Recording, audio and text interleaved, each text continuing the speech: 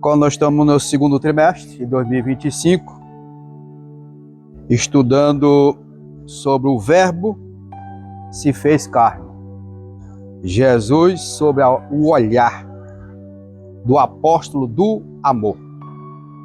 Nós sabemos que a Bíblia não deixa bem claro, mas sabemos quem é o apóstolo do amor, né? Que é João. Tinha maior intimidade com Jesus. E o pastor Elenay Cabral, consultor doutrinário e teológico da CGADB e da CPAD. E o assunto de hoje é o novo nascimento. O novo nascimento. Nós vimos aqui na leitura bíblica, do texto áureo, né? Que Jesus respondeu e disse: na verdade te digo que aquele que não nascer de novo não pode ver o reino de Deus. Interessante aqui que a salvação ela é de graça, mas o reino é pelo esforço. A salvação é de graça, mas o reino é pelo esforço. Onde tem que nos esforçar para entrar no reino de Deus. Se alguém não nascer de novo, não pode ver o reino de Deus. Jesus fala com Nicodemo, um homem religioso, mas ainda não regenerado. Há uma diferença entre religioso e regenerado. Ele só era religioso, mas ele não era regenerado, ou seja, não tinha nascido de novo. Ninguém entra no reino de Deus por herança, religião ou boas obras. Não nos dá o direito de entrar no reino de Deus. É somente pelo novo nascimento.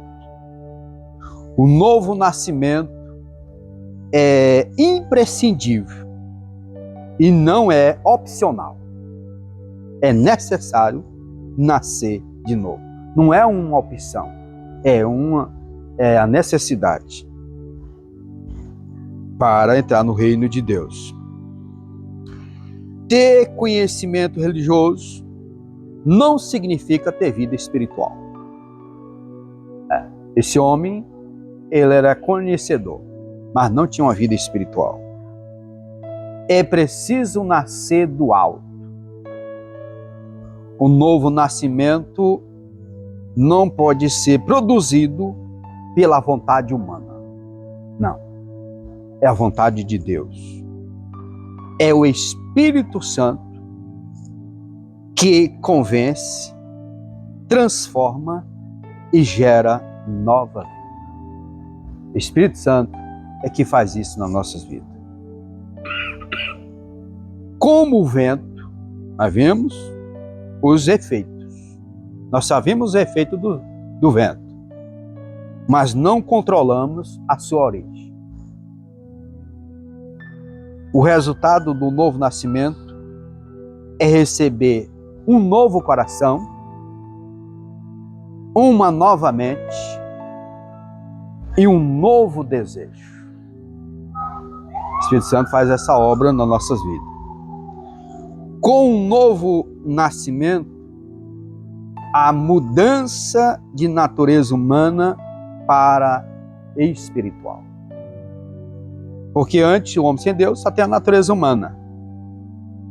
Tem o Espírito tá nele lá, mas está morto, como diz Efésios.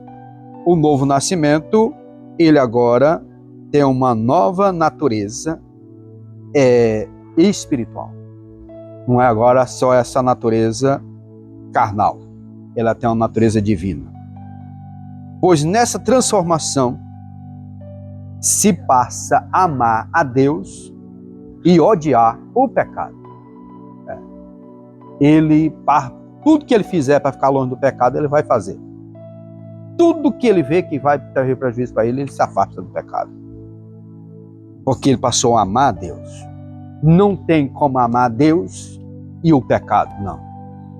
Ou ama a Deus e odeia o pecado, ou se afasta de Deus para viver no pecado.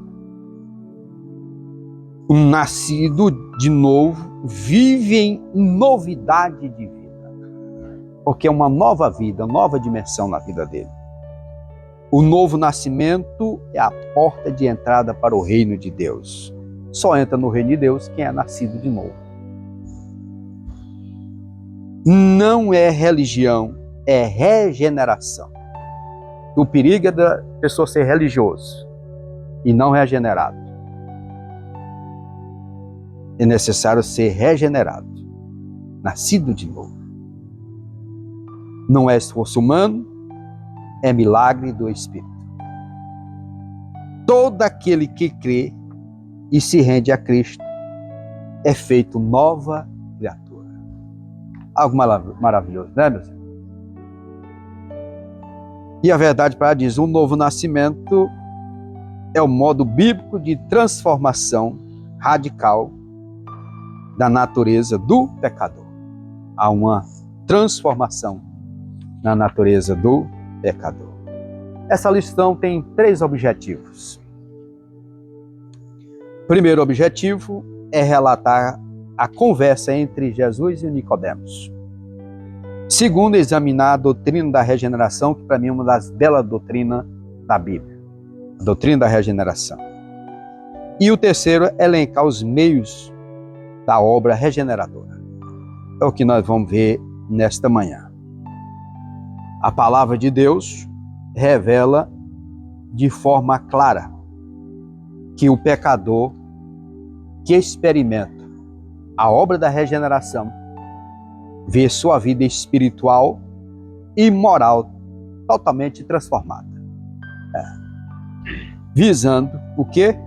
Glorificar a Deus em todos os aspectos da sua existência. Então a palavra de Deus tem esse poder. E a introdução, que já está na Bíblia dos irmãos aí, está na revista, que diz: nesta lição estudaremos uma das mais significativas obras do Espírito Santo, que é a regeneração.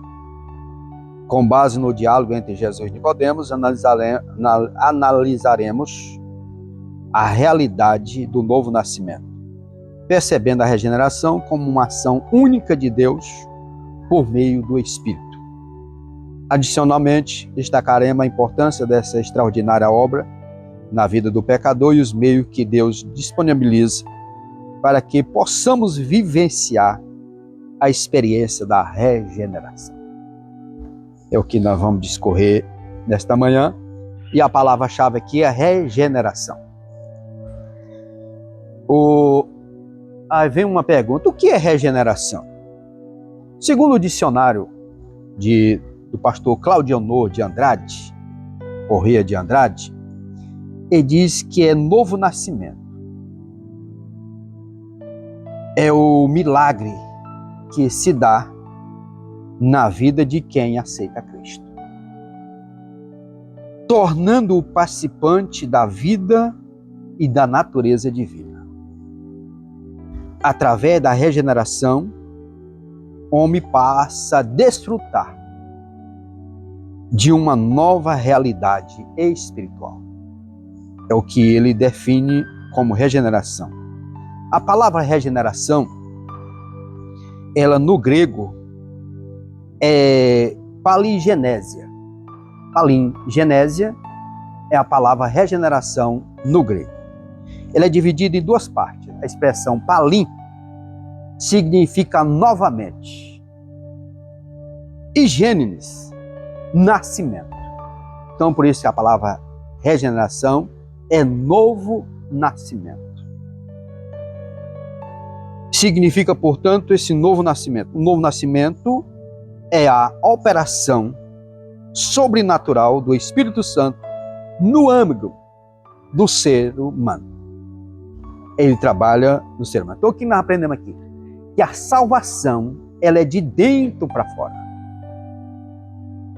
E quantas vezes nós ouvimos que as pessoas queriam que a salvação fosse de fora para dentro. A pessoa aceitou Jesus hoje, amanhã ela tinha que andar impecavelmente. Ele já tinha que andar igual um nós que tem 30, 40 anos de crente. Ele era um novo criatura. Ainda não tinha um guarda-roupa reservado para ele vestir. Ele não tinha ainda um padrão. E as pessoas que no outro dia já queriam que ele aceitasse Jesus hoje, e amanhã já tem. A transformação de fora para dentro. E quando que a salvação, ela é de dentro para fora. O que transforma lá dentro vai refletir no nosso exterior. E aqui diz, é do âmago do ser humano. O âmago é aquilo que é interno, é interior. Trabalha no nosso interior, por meio da qual a sua natureza é transformada e ele é regenerado segundo a imagem e semelhança de Deus. Aquela imagem que o pecado arranhou, manchou, agora através de Cristo ela é restaurada novamente. Na regeneração, há essa restauração. Trata-se de um ato de graça divina, favor imerecido, pelo qual o homem é introduzido na esfera do reino de Deus. Assim, como ninguém pode possuir cidadania antes de nascer, né? Fisicamente, né? O cara não nasceu ainda, não tem uma cidadania, né? Antes dele nascer. Só depois do nascimento dele, fisicamente, é que ele passa a ter uma cidadania. Também ninguém pode fazer parte do reino espiritual sem experimentar o nascimento do alto. Tá? O nascimento vem do alto, da parte do Senhor nosso Deus. Na revelação bíblica, essa realidade é descrita sobre expressões teológicas, como? A gente vai ver várias expressões. Primeira, nascer da água e do Espírito. Ser criado em Cristo. Torna-se nova criatura. Ser regenerado para uma viva esperança. E nascer de Deus. Todas essas expressões, ela aponta para a obra regeneradora do Espírito, que concede nova vida àquele que crê, unindo-o vitalmente a Cristo e inserindo-no na comunhão dos santos. Isso aqui foi uma observação que a gente colocou aqui, não está na revista. Isso é para a gente entender que quando você vê essas expressões, é mesmo que ser nascido de novo, nascido em Cristo, tornando-se nova criatura, ser regenerado pela nova viva esperança. Então são expressões que nós ouvimos. Quem era Nicodemos? É o primeiro ponto, Jesus e Nicodemos. Agora vamos para a lição. Quem era Nicodemos? No contexto de João 3, revela que Jesus já era bastante conhecido, né? Só para nós entender melhor, nós observamos que a primeira lição, ela pegou só parte do capítulo 1, né? Ela não pegou todo o capítulo 1. Porque boa parte do que foi falando do versículo 14 até os outros final do capítulo, 40 e pouco, tem uma parte que fala sobre João Batista, né? E João viu Jesus, reconheceu ele como o Cordeiro de Deus. Depois, quando nós vimos no capítulo 2, nós vimos ali o milagre em Caná da Galileia, a transformação de água em vinho. Depois nós vimos o Senhor ali expulsando do templo a Zorrag, né?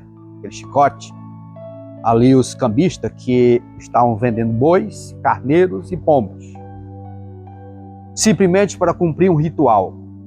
O pessoal não queria mais se doar, se sacrificar, se esforçar para ofertar sacrifício. Então, simplesmente uma mera aparência de que estavam cumprindo com os rituais do Antigo Testamento.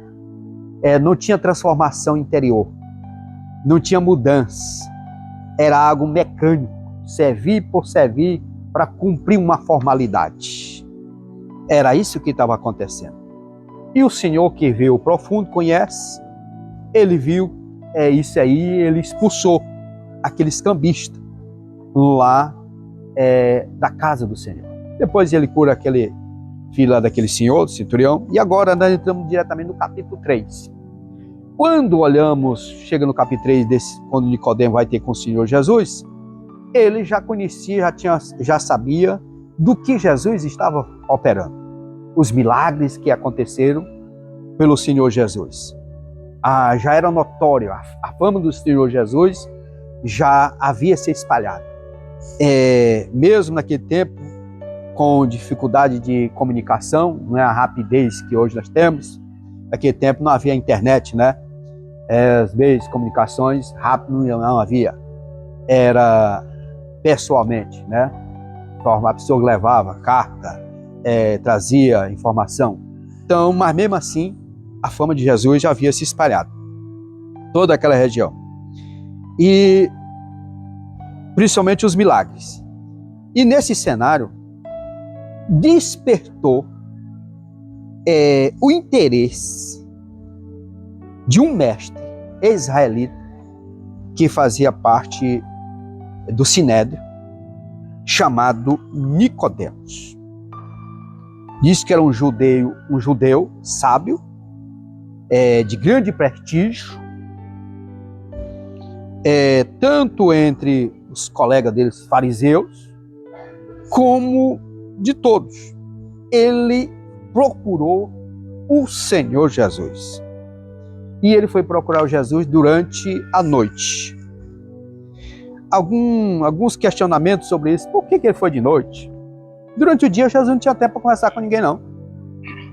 E ele queria ter uma conversa particular com Jesus. Jesus estava cercado de multidão. Amanhecia o dia, já era a multidão aguardando Jesus. E ele foi ter com ele de noite. Outra vez, seja bem-vindo, meu amigo. E foi ter com ele para ter esse diálogo, assim, como conversa com o Senhor Jesus. Aquele homem ficou admirado de ver o que estava acontecendo e ele disse: eu preciso conhecer esse homem. Eu preciso ter com ele, saber quem é ele. Mas vamos ver um pouquinho antes de um encontro com Jesus. O evangelho que leva o nome do evangelista João, ele é singular e autóptico. Ele é autóptico. Ou seja, parte da sua própria ideia ou da sua própria ótica, que esse fato não está registrado nos outros evangelhos. Por isso que ele não é sinótico. Sinótico é aquele que pensa junto. A palavra sinótico é pensar junto. E os outros 3 evangelhos não registram isso aqui. Então o evangelho de João, ele é autóptico e não sinótico. João, ele é o único que menciona Nicodemos e dá destaque para a mudança da sua conduta após conversar com o mestre. O comportamento desse fariseu melhora ao longo do evangelho de João, pois ele passa por uma convicção espiritual e é visto algum tempo depois ao lado de Jesus. Alguém pode abrir aí João 7,50? Ele se tornou um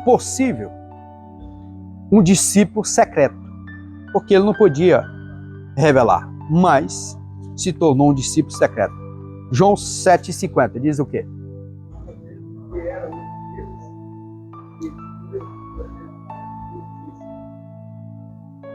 Sim.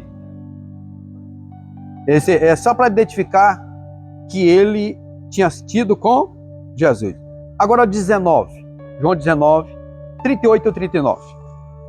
Então, ele aqui, no capítulo 7, versículo 50, se você ler o texto, ele estava ali defendendo o Senhor Jesus. O pessoal querendo acusar, ele até despertou-se nos demais como que ele fosse um discípulo de Jesus.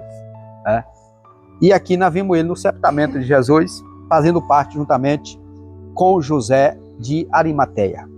Então ele se tornou um discípulo secreto, porque ele não poderia se manifestar por causa da represária do judeu. Até falei isso na lição passada sobre isso aí.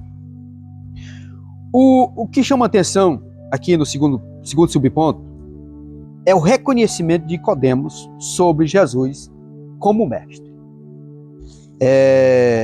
Na leitura bíblica, ele disse, quando ele foi ter com Jesus, ele observa na vida de Jesus o que ele fazia não era algo normal, não era algo comum, porque ele estava acompanhando o que estava acontecendo com Jesus. Ele vê, ele reconhece e percebe a autoridade que o Pai concedeu a Jesus. Ele observa e ele chama ele de Rabi, deixa de chamar de mestre. Chamou Jesus de mestre. Ele, sendo um mestre judeu, ele agora reconhece a Jesus como um mestre. A conversa que ele teve com o Senhor Jesus. E aqui nessa observação, ele, diferente dos demais, que os demais fariseus tratavam Jesus com hostilidade, né? E ele não, foi diferente. A sabedoria desse homem, o convencimento que ele teve da pessoa de Jesus, que ele disse, mas sim, ele disse, apresentando pelo Senhor este interesse também decorre do reconhecimento de Nicodemo em relação aos milagres realizados por Jesus, que demonstra que o nosso Senhor era mais do que um simples mestre, era um enviado de Deus. Ele reconheceu que era enviado de Deus. Sinédrio, simplesmente as formalidades, que os fariseus, Jesus chamou eles de hipócritas, porque eles eram muito rigorosos no cumprimento, mas eles mesmos não cumpriam. Queria que os outros fizessem. É igual aquele pai que diz assim, filho, faça o que eu mando, mas não faça o que eu faço. Era exatamente os fariseus. Eles tinham uma grande preocupação que os outros cumprissem, mas eles mesmos não. Era muito detalhista em pequenas coisas, mas era mais formal. Gostava de ser visto, orava em alto, batia a mão no peito, para todo mundo ver que ele fazia aquilo. Quando jejuava, demonstrava que estava jejuando. Tudo ele queria ser visto. Era isso. E esse aqui, ele reconheceu que Jesus era diferente. Que Jesus não era qualquer um. Ele foi aonde tinha a palavra. Ele sabia que Jesus tinha a palavra. É igual muitas igrejas hoje que não tem um evangelho. Tem muito peixe e pouco pão. Tem igreja hoje que é mais louvor do que pregação. Tem igreja hoje que não tem o evangelho. Não tem a palavra. Então ela não tem sustentabilidade, não tem transformação. Porque só a transformação se tiver a palavra e a ação do Espírito Santo para transformar. E ele procurou ter com Jesus. Uma igreja ela precisa ter a presença de Jesus. Ela não pode ser formal. Ela precisa ter a presença de Jesus. Porque se a igreja não tiver a presença de Jesus, ela não tem sustentabilidade. Ela é uma igreja sem alicerce. Ela é a igreja de Laodiceia. Mas a igreja que tem a presença de Jesus é uma igreja alicerçada no meio das lutas, no meio das aflições, dos desafios, ela continua firme. Ela não se envaidece. Ela não deixa ser persuadida pelos acontecimentos do mundo, a inovação do mundo. Não. A base dela é a palavra do Senhor. ela é alicerçada na palavra. Uma igreja que tem a palavra, que tem o evangelho, é uma igreja que ela sabe onde quer chegar. Ela sabe o propósito. Ela é consciente do seu testemunho, do seu viver aqui na terra. Uma igreja que tem o evangelho. E este homem lá tinha a lei, mas só a formalidade. Só exterior, não tinha o interior. E ele foi ter com Jesus. Porque quem encontra com Jesus tem uma transformação interior. A vida dele muda. Não tem como a pessoa encontrar com Jesus e a vida dele continuar a mesma. A vida dele é transformada. Se ele tem realmente um encontro genuíno com o Senhor Jesus. E Nicodemo teve esse encontro com o Senhor Jesus. O diálogo entre Jesus e Nicodemos. Afirma, aqui diz assim, a partir do versículo 3, afirma a afirmação de Jesus. Que interessante que ele chamou de mestre, né? Elogiando Jesus. Jesus não deixou ser levado pelo elogio. Né? Tem muitas pessoas que gostam de elogio. Pode ser, ele é bom. Mas tem muito cuidado para ele, você não querer assim, fermentar, inchar com elogio. Passa para o Senhor, que é Ele que faz isso. Jesus ouviu que elogio, mas não deixou com ele não. E aí a pessoa recebe um elogio, realmente eu sou o cara, né? É eu mesmo. Depois de mim, eu de novo, né? E ele não deixou ser levado por isso. Só eu, né? Então, Jesus, quando ele falou, ele disse, era necessário nascer de novo. Nascer da água e do Espírito. Para poder ver o reino de Deus. Deixou Nicodemo perplexo. Com essa formação de Jesus, que ele precisava nascer de novo para herdar o reino de Deus, ele ficou agora um homem que conhecia a lei, mas só a formalidade, não conhecia a profundo. Ele ficou sem entender. E aqui nós vamos ver no decorrer todo o evangelho que vai aparecer essa palavra água e espírito. Ela aparece com bastante frequência aqui no evangelho de João. Aqui falando, transmitindo a ideia de elementos fundamentais para a nossa admissão no reino de Deus. A referência à água e ao Espírito Santo traz aqui a mensagem de João Batista, como era o precursor do Senhor, a mensagem de arrependimento dos pecados e de uma nova forma de viver. Foi o que João preparou o povo para a chegada do Senhor Jesus. Se assim nós vamos observar aqui, que essa água aqui não é o batismo em água, tá? Que Jesus estava falando para Nicodemos, não era o batismo em água como muitas religiões aí ensina, que o batismo tinha um sentido de purificar. Batismo não purifica ninguém, porque senão ele se tornava um sacramento, né? Como prega a Igreja Católica, que o batismo é um sacramento. Sacramento é como se tivesse algum efeito poderoso. Não, ele é só um símbolo, o batismo.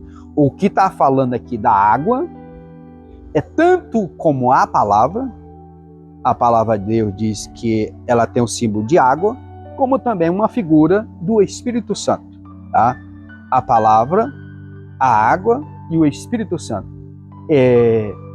A palavra tem o poder de limpar. Quando o homem reconhece, crê na palavra do Senhor, e a ação do Espírito Santo que faz essa limpeza na nossa vida.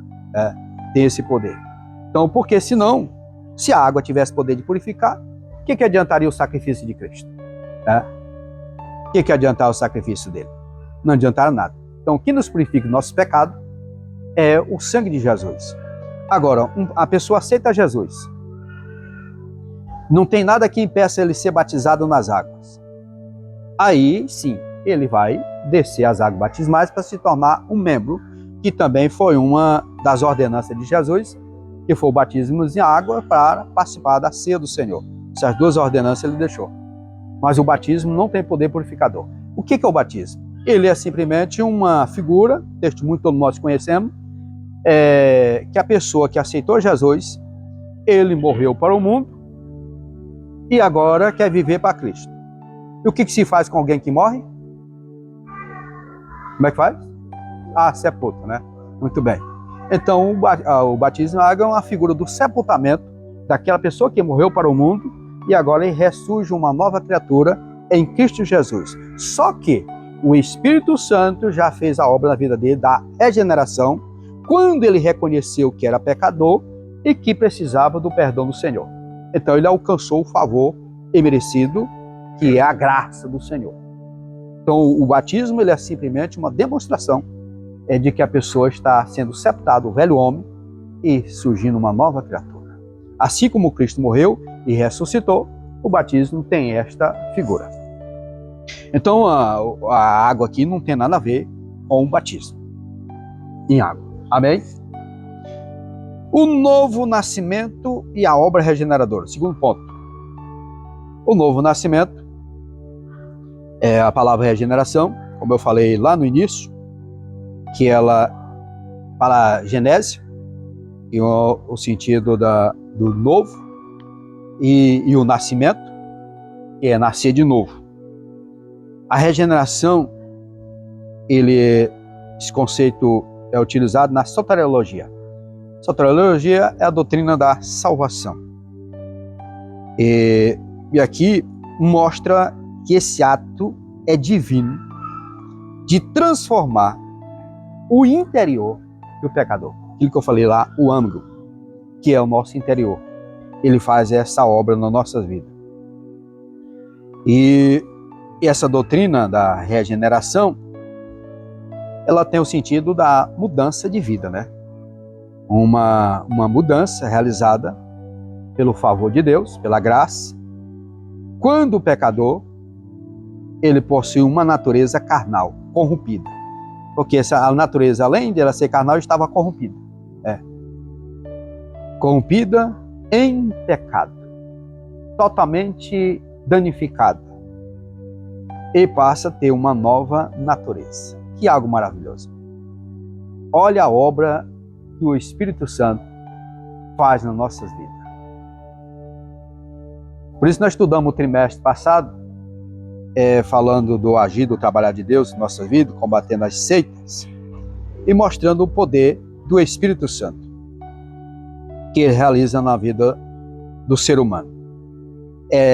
Corrompida, ela é restaurada. Agora é purificada e se torna agora essa natureza antiga restaurada. Vamos ver o que diz lá em Tiago, capítulo 1, o versículo 18 e o 21. Diz o quê? Muito obrigado.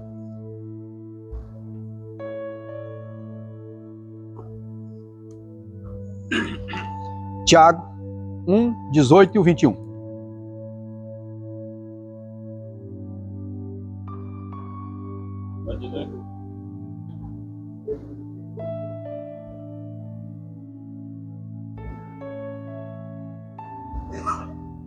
Tirou pela palavra da verdade, né? Sim, 21.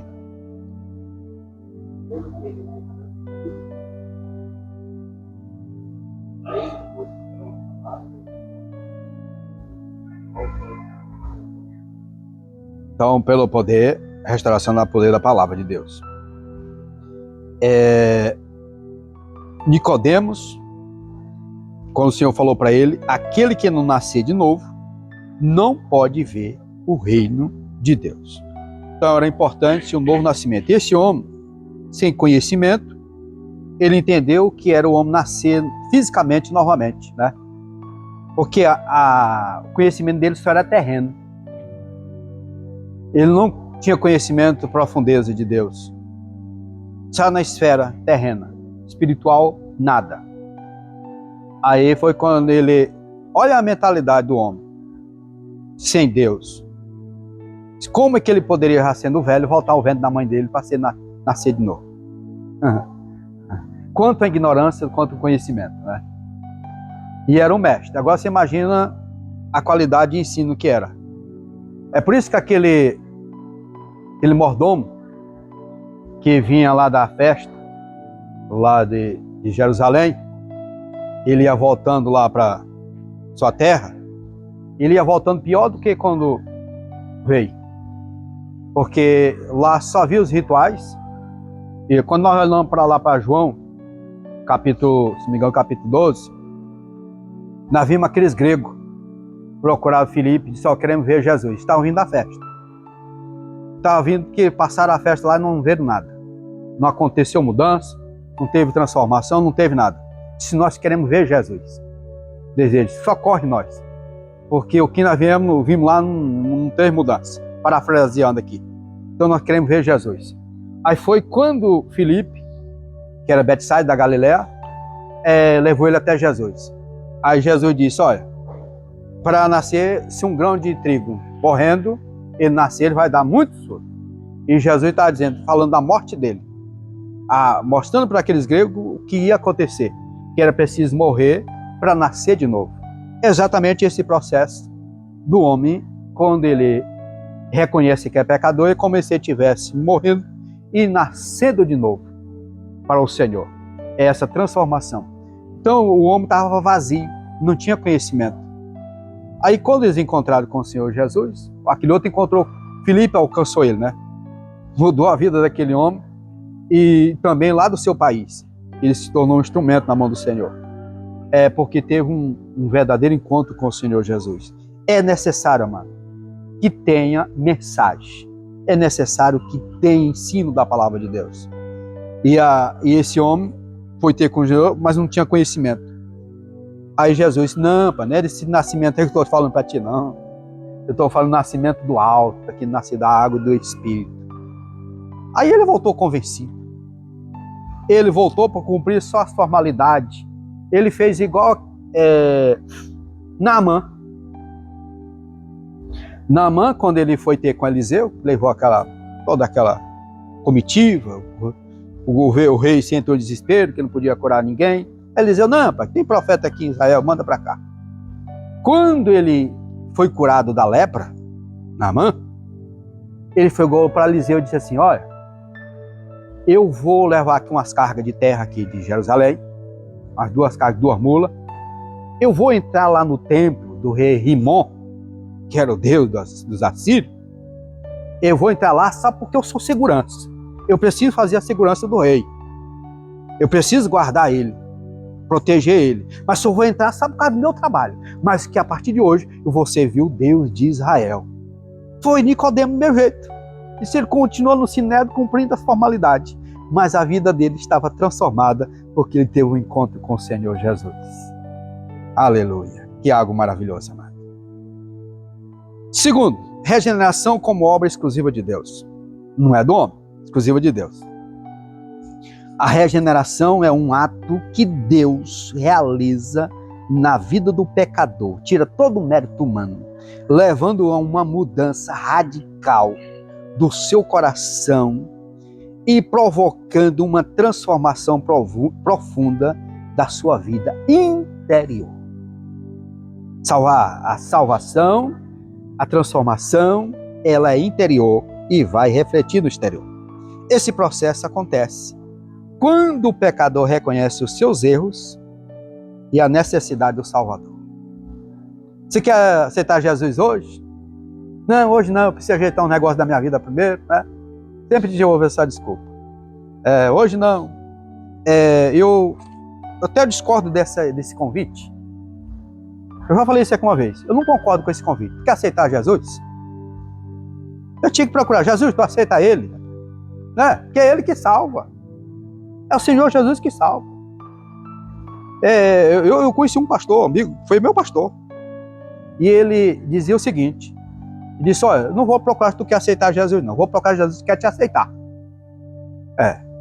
Porque Jesus vai te aceitar. É isso, foi isso que ele fez conosco. Ele nos aceitou. Ou nós éramos bons? Não. Não era bom assim, não. A maior transformação. Aí fui analisar, é verdadeiro. É o maior milagre, mano. A salvação. Não vamos puxar aqui a capivara de ninguém, não. Mas quem que era o homem antes de encontrar com o Senhor Jesus? Quantos feitos, quantas barbaridades. E o milagre que aconteceu. Eu conheci um amigo meu, também pensa num homem perigoso.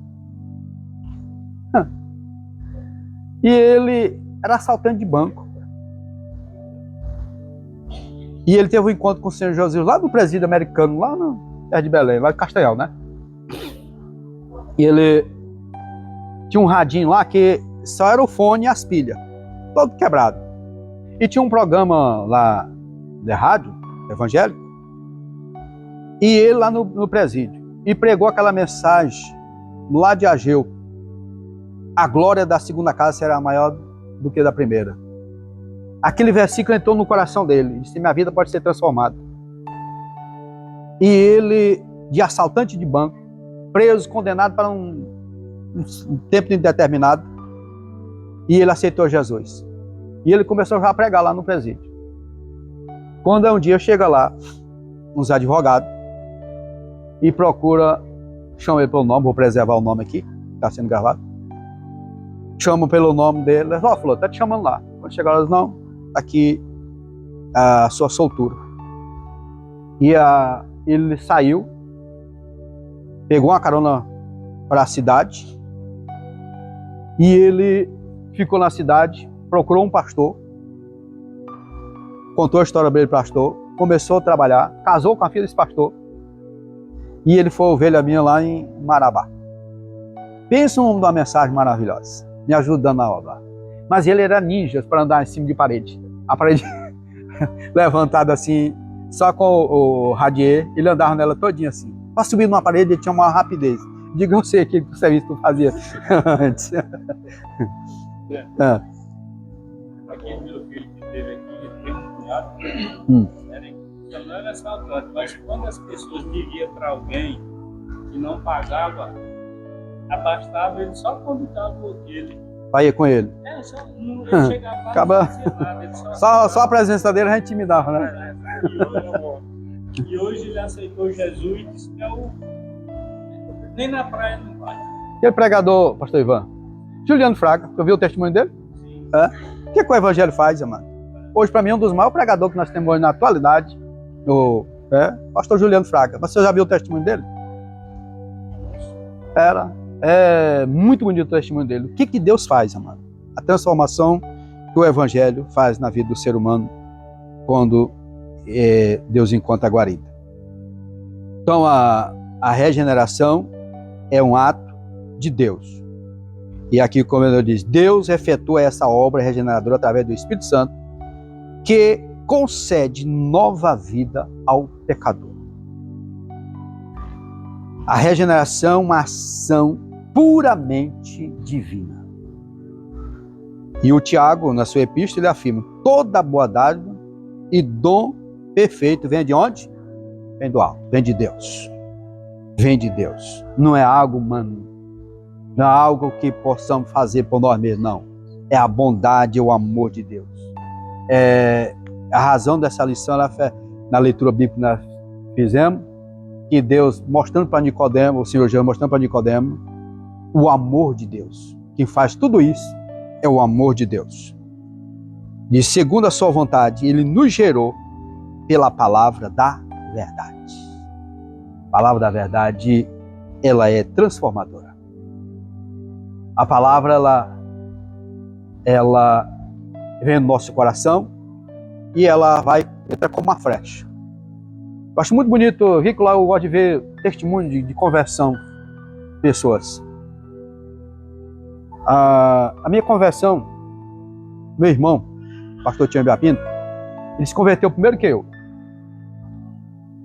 E um dia ele chegou para mim e disse: mano, eu estou muito preocupado com o senhor, contigo. Preocupado comigo por quê, meu irmão? Disse: meu irmão, porque Jesus está voltando. E o amor que eu tenho por ti, eu queria que tu fosse comigo para o céu. Eu disse: tu vai pregar para mim de novo? Disse: vou. E eu naquele dia ouvi ele. E ele citou aquele texto lá de Mateus, capítulo 16, a partir do versículo 25, se não me engano, de que adianta o homem ganhar o mundo inteiro e perder a sua alma. O que dará ao homem recompensa da sua alma? Mas esse versículo foi assim como uma flecha. Tempo depois, fiquei sabendo que o Mato Nascimento também foi se convenceu através desse versículo. Aí, aquele versículo entrou assim como uma flecha. E eu era jogador de bola, mas aquele versículo falou mais alto. Quando foi num domingo, tinha chegado no jogo, digo, bem, hoje eu vou para a igreja. Eu era muito amigo do pastor, meu pai na fé, e aí fomos para a igreja. Quando eu fui, eu já estava convertido, eu não falei para ninguém durante a semana todinha aquela palavra falando no meu coração. Assim, guardei. De ninguém vai tirar essa palavra do meu coração, não. Havia pensamentos, e os amigos? Aqueles amigos entre aspas. Aí vem a outra voz e diz assim, tu encontrarás amigos melhores. Tu encontrarás amigos melhores. E eu passei a semana todinha nessa batalha. Quando eu cheguei, vou ouvindo aqueles hinos. Aqueles hinos foi assim, entrando no coração. Doidinho para chegar o momento do apelo. E eu vi a mensagem. Quando cheguei o apelo, Tiaguinho, meu filho, era pequenininho na época, o primogênito, e segurei na mão dele e foi comigo. Eu não imaginava que eu era tão querido naquela igreja. E terminou o culto, ficamos até 10 horas da noite, alguém abraçado e chorando ali. Então, a palavra de Deus, ela tem esse poder. E a minha conversão, ela foi completa, porque aqui a conversão, ela entra regeneração, justificação e santificação. Faz esses 3 atos no momento. Isso aqui é a regeneração instantânea. Tem alguns que é instantânea, outros não. A justificativa é essa sim, instantânea. E santo é posicionalmente. Mas vem a santificação, que é um processo contínuo. Daquele dia adiante, não joguei mais bola. Não me envolvi com amizade. Fui assim, não selecionando, mas afastando, continuando tratando todo mundo bem. Mas sabendo aonde eu queria chegar. Então foi algo assim, instantâneo. As camisas, eu tinha de tudo, de time, essas coisas, doei tudo. Assinatura de revista, sobre esporte, essas coisas, também abri mão de tudo. Eu digo, vou mudar minha vida. Os amigos chegaram e disse, e agora? Eu digo, uma nova vida. Uma nova vida em Cristo. Com isso, alguns se afastaram, isso é normal, mas outros se aproximaram. E hoje, muitos daqueles amigos meus são crentes. Eu vejo de outras igrejas, mas o importante é ter um encontro com o Senhor Jesus. Importante é isso. Nós não vamos definir placa. Não, é porque está em um ministério. Não. Ele se aceitou a Jesus, tem uma convicção de salvação. Não tem algo melhor do que isso. Né? Então, o Senhor faz isso através da palavra. A necessidade de regeneração do pecador. Isso aqui, todos nós, a natureza, por mais bela que nasça a criança, por linda que ela seja, ela já nasce com a naturezinha pecaminosa. É necessário nascer do alto. É necessário ter um novo nascimento. E chega o momento do conhecimento do que é certo e do que é errado, a essa mudança. Assim surge a necessidade de cada indivíduo passar pela experiência da regeneração. Ele conquistou a oportunidade de ver uma nova vida. Quem fez isso? O Senhor Jesus. Através do seu sacrifício lá na cruz do Calvário. Ele nos proporciona essa importância. Diz assim, portanto, devido à nossa natureza pecaminosa e o que Jesus realizou na cruz, a ação regeneradora do Espírito Santo é essencial para quantas pessoas? Para alguns? Não. Para todos os seres humanos. A salvação é para todos. Aqui não tem predestinação exclusiva. Uns para salvação e outros para condenação. Não. A predestinação é para que todos sejam salvos. Se nós olharmos lá para 1 Timóteo, capítulo 2, versículo 4 e 5, ali vai dizer que o desejo de Deus é que todo homem seja salvo. E por que todos são salvos? Por causa do livre-arbítrio. O que é o livre-arbítrio? Direito de escolha. O homem escolhe. Nossa vida é feita das escolhas. É nós que escolhemos. Mas porque eu vi por causa da predestinação disso daqui. Predestinação disso o quê, mano? É escolha. Escolha. A pessoa vai escolher o que ele quer ser, o que ele vai fazer, com quem ele vai casar. É escolha. Se ele quer ser salvo, é escolha. Se ele quer ter uma vida próxima do Senhor, é escolha. E se também ele quiser ver uma vida longe do Senhor, também é uma escolha. Aí eu volto a repetir esse pastor que foi meu pastor, que ele é meio duro. Ele dizia o seguinte: eu não sou de insistir em convite. Ele falava desse jeito. Porque pro céu vai quem quer. Pro inferno vai sem querer. O apelo dele era esse. E é uma realidade. Porque é escolha. Para lá, se a pessoa não escolher Jesus, ele vai para lá. Querendo ou não. Por isso que é escolha. É nós que escolhemos. Se queremos ter uma vida com o Senhor Jesus. O plano dele é para todos ser salvos. Os meios da obra regeneradora. Vamos ver quais são os meios? Para nós concluir? Está chegando ali? Primeiro, a operação do Espírito Santo. O Espírito Santo ele trabalha de uma maneira maravilhosa na conversão, né? Ele usa quem vai pregar, pega aquela palavra do pregador, convence o pecador que ele precisa da salvação, aquela mensagem entra no coração dele. Aí ele vai dizer assim, aquela palavra entra no coração dele. Aí vai dizer para o pecador: tu está condenado, tu vai participar do juízo. Então, a tua vida está nessa situação. O Espírito Santo convence. Diz que ele convence do pecado, da justiça e do juízo. Essas três coisas, ele faz a conversão. Ele convence a pessoa de como ele está. Se ele como a situação que ele está no mundo do pecado, se ele já está, a justiça de Deus, ela não falha, não é a justiça do ser humano, é a justiça de Deus sobre a nossa justiça. Deus faz isso, a justiça dele sobre a nossa justiça. Que quando a justiça de Deus está sobre a nossa justiça, é porque houve uma transformação na nossa vida. Porque a nossa própria justiça não dá direito de nada. Se por boa que ela seja, Isaías diz que ela não passa um trapo de imundícia. Então a justiça boa é a de Deus sobre a nossa. Aí o Espírito Santo convence a pessoa dessa situação, que ele precisa de salvação. Isso, no entanto, é inegável que aqueles que vivenciam essa experiência recebem, mediante a ação do Espírito Santo, uma nova vida em Cristo. E a lavagem da regeneração e a renovação do Espírito Santo. O Espírito Santo faz isso na vida do homem. O quanto ele tem trabalhado nessa dispensação, que nós chamamos de dispensação da graça, mas eu diria que é a dispensação do Espírito Santo, né?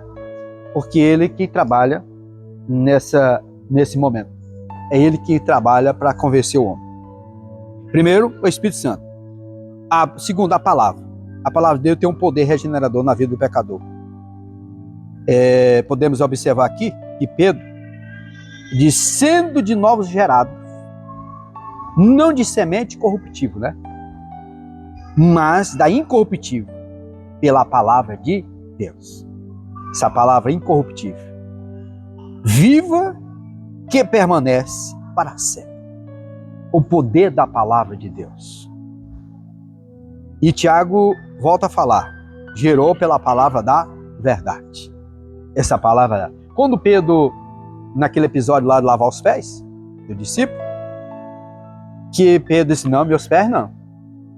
Aí Jesus disse: isso aqui não lavar, não tem parte comigo aqui não. Ele disse: não, Senhor, me dá um banho. Eu quero tomar banhar. Ele disse: não, pai, tu já está limpo pela palavra. A palavra de Deus, ela nos limpa, ela nos purifica. Essa lavagem dá pela palavra. Então a palavra de Deus, ela tem o poder, ela tem o poder de purificar. E ela, o que a palavra de Deus faz em nós? é como se fosse hoje coloquei um exame mais profundo, pastor Cláudio, que é a ressonância, né? Ressonância, né? Ou naquele tempo era raio-x, né? Antigamente. Hoje é a ressonância. A ressonância, ela vê tudo que está no corpo do ser humano, né? Tem aquela máquina lá e vê tudo. A palavra de Deus faz isso nas nossas vidas. Você vê a profundidade da palavra de Deus. Que ela diz que ela vai tão profunda que ela separa a alma e espírito, juntas e medula. E há para discernir pensamentos e intenções do coração. Então o poder da palavra de Deus nas nossas vidas. Hebreus 4:12, muito rico. Então o Espírito Santo, a operação dele na nossa vida, do convencimento, a palavra de Deus, que é o alimento da nossa alma, que nos fortalece, ela também tem esse poder de avivar, multiplicar a nossa fé, tanto para a salvação, que é o que está lá em Romanos 10:17, e, acima de tudo, a vontade de Deus. A vontade de Deus. A palavra de Deus ensina que é intenção divina que todos os seres humanos alcancem a salvação. É o desejo de Deus que todos, aquele versículo que citei agora há pouco, todos chegam ao pleno conhecimento da verdade. Tanto lá em Pedro fala sobre isso, como 1 Timóteo, que o desejo de Deus é que todo homem seja salvo. Jesus é esse mediador para a salvação do homem, para alcançar o homem. O plano de salvação de Deus revela a sua vontade perfeita, desejando que ninguém seja condenado eternamente. Deus não quer que ninguém seja condenado. Então, que lança por terra, aquilo que eu falei agora há pouco, a predestinação. Uns para a salvação, outros para a condenação. Não. É o livre-arbítrio, o direito de escolha. E como Pedro fala na sua segunda epístola, que a vontade de Deus, às vezes, não tem o seu por tardio, mas é que o desejo que todo homem venha ao conhecimento da verdade e se arrependa. É o projeto de Deus. Quando Pedro pensa, cadê essa vinda de Jesus? Que não prometeu, tanto tempo passou, meus pais falaram sobre isso até agora. Só, não tem o Senhor por tardio. Para ele, tanto faz 1000 anos como um dia. Tudo para ele é a mesma coisa. Mas o propósito disso aí é que o homem venha se arrepender. É que o homem venha conhecer a verdade. É que o homem seja alcançado. Esse é o plano de Deus. Quantas oportunidades Deus não dá ao homem, mano, para a salvação? Quer ser Jesus? Não, hoje não quero não. Deus dá outra oportunidade para ele. Mas as pessoas também não podem abusar das oportunidades de Deus. De brincar com o Senhor. De querer servir a dois senhores. Isso é o perigo. Então, a vontade de Deus é que todo homem seja salvo. A vontade dele. Tem a vontade diretiva, que é de direito de salvação. Mas aí, tem a vontade permissiva, que é aquela que o homem escolhe. Deus escolheu você, Deus permite. E é o perigo dessa vontade permissiva, né? A vontade boa é a diretiva de Deus. A vontade diretiva de Deus, ela é a melhor para nossas vidas. A pessoa tem a liberdade de fazer, como eu falei, escolha. Decidir se busca ou não o perdão divino. E, por consequência, a vida eterna. Porque quando alcançamos a salvação, nos proporciona a vida eterna, desde que permanecemos fiéis. Aqui lança por terra o calvinismo. E o calvinismo diz que salvo uma vez, salvo para sempre. Não é verdade. Nós precisamos ser fiel até a morte. De preferência o arrebatamento, né? É condicional. É uma condição. Se permanecer. Mais uma vez, reforço aqui a escolha. Que o homem, que ele escolhe se ele quer realmente ser fiel ao Senhor até a morte. E nós vimos aqui um exemplo que foi de Estevão, né? Vamos ler esse versículo? De Atos 7:51. Atos 7, 51, ele vai dizer assim: homens de dura cerviz, incircuncisos de coração e ouvido, vós sempre resistis de quem? O Espírito Santo. Assim vós sois como os vossos pais. Estevão, ele viu aqui os dois lados. Ele mostrou que a pregação dele não trouxe arrependimento. O pessoal não se curvaram diante da mensagem, não aceitaram a mensagem, fizeram apedrejar Estevão. Mas Estevão estava convicto da sua mensagem. E logo, quando apedrejaram, ele fez uma oração intercessória. Ele não sabe o que faz. Tinha aprendido com Jesus. É bom aprender com Jesus, né? Jesus já tinha falado isso lá quando ele estava crucificado. Senhor, perdoa que ele não sabe o que faz. Ele faz uma oração vingativa. Era vingativa. Senhor, destrói isso. É igual Tiago e João queriam. Senhor, manda fogo aqui, consome isso aqui. Matar os samaritanos.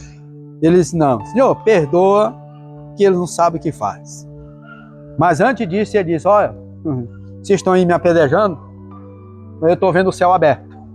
E estou vendo o filho sentar ao lado da destra do Pai. Algo maravilhoso, mano. Da fidelidade, da direito de... Ou seja, convicção de salvação. Convicção de salvação. Logo, o ser humano não pode escapar da sua tomada de decisão. Ou seja, da sua escolha. Se escolher endurecer a cerviz, eles perderam. Mas ouviram a mensagem da palavra do Senhor. E para nós concluirmos, a obra de regeneração do Espírito Santo possibilita ao pecador a participação na natureza divina. Natureza divina. Algo o homem antes não tinha, mas então, enquanto o Senhor, ele passa a desfrutar dela. E passamos a ser chamado filho de Deus. Privilégio sermos filhos de Deus. E dessa forma, assim, o pecador se arrepende e aceita o Evangelho. O Espírito começa a residir nele e realiza a obra da regeneração, capacitando-o para enfrentar sua velha natureza e garantindo que ele alcance a vitória total em Cristo. Não é o fato de aceitar Jesus que nós estamos dizendo das lutas. Nós temos que lutar com esse velho homem até o dia que nós encontrar com o Senhor Jesus. Quem é o velho homem? Essa natureza que nós herdamos dos nossos pais. Amém? Vamos colocar em pé. Pastor Cláudio Lucena, ora ao Senhor.